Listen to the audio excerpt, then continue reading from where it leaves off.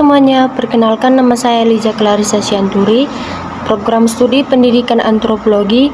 Saya dari kelas E reguler 2021. Di sini saya akan menjelaskan tentang salah satu aliran filsafat pendidikan, yaitu aliran esensialisme.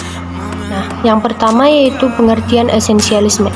Seperti yang kita ketahui, esensialisme berasal dari kata esensial, yang berarti sifat-sifat dasar atau dari kata esensi yaitu pokok. Esensialisme mempunyai pandangan bahwa pendidikan sebagai pemelihara kebudayaan. Aliran ini ingin kembali kepada kebudayaan lama, warisan sejarah yang telah membuktikan kebaikan-kebaikan bagi kehidupan manusia. Secara umum bisa dikatakan esensialisme merupakan pendidikan yang didasari oleh nilai-nilai kebudayaan lama. Aliran ini mempertahankan kebudayaan lama karena menurut aliran ini kebudayaan lama lah yang harus dipertahankan atau kebudayaan lama yang benar tanpa harus membuat kebudayaan baru. Adapun pengertian aliran esensialisme menurut para ahli yaitu yang pertama William C. Bagley. William berpendapat bahwa filsafat pendidikan esensialisme mempunyai ciri-ciri yaitu minat yang kuat dan tahan lama pada peserta didik itu, tumbuh dari proses belajar yang menarik perhatiannya, pengawasan, pengarahan, dan bimbingan orang dewasa itu melekat pada masa balita yang panjang. Kemampuan dalam mendisiplinkan diri harus menjadi tujuan pendidikan. Kedua yaitu ada Thomas Briggs. Menurut pemikirannya, aliran esensialisme ini sudah tepat dan benar dengan mempertahankan kebudayaan lama. Dengan pernyataan ini, aliran ini menganggap bahwa aliran progresivisme sangat bertolak belakang dengan aliran esensialisme. Yang ketiga yaitu Frederick Brecht. Frederick berpemikiran bahwa aliran esensialisme merupakan aliran yang mementingkan apa yang mendukung seorang peserta didik untuk belajar. Jadi aliran ini tidak terlalu menekankan kepada apa yang dipelajari oleh peserta didik, melainkan menekankan pada faktor pendukungnya. Dan yang selanjutnya yaitu ciri-ciri aliran esensialisme. Menurut William C. Bagley, ciri-ciri filsafat pendidikan esensialisme adalah yang pertama yaitu minat-minat yang kuat dan tahan lama, sering timbul dari upaya-upaya belajar awal yang memikat atau menarik perhatian, bukan karena dorongan dari dalam diri siswa.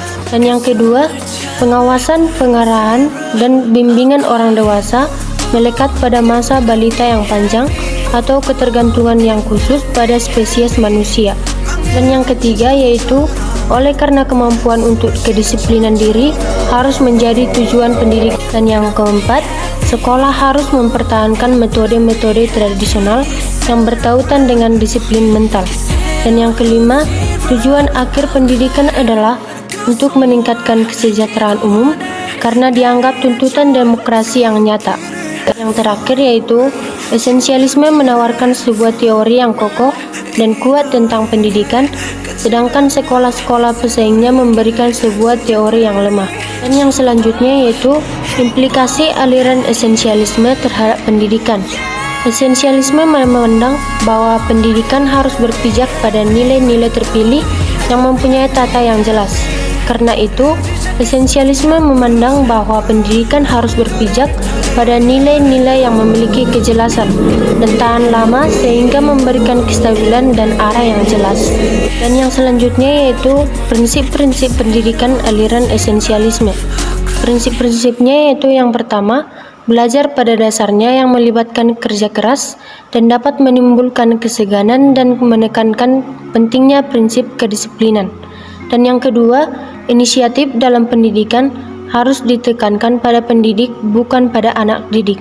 Dan yang ketiga, inti dari proses pendidikan adalah asimilasi dari subjek materi yang telah ditentukan.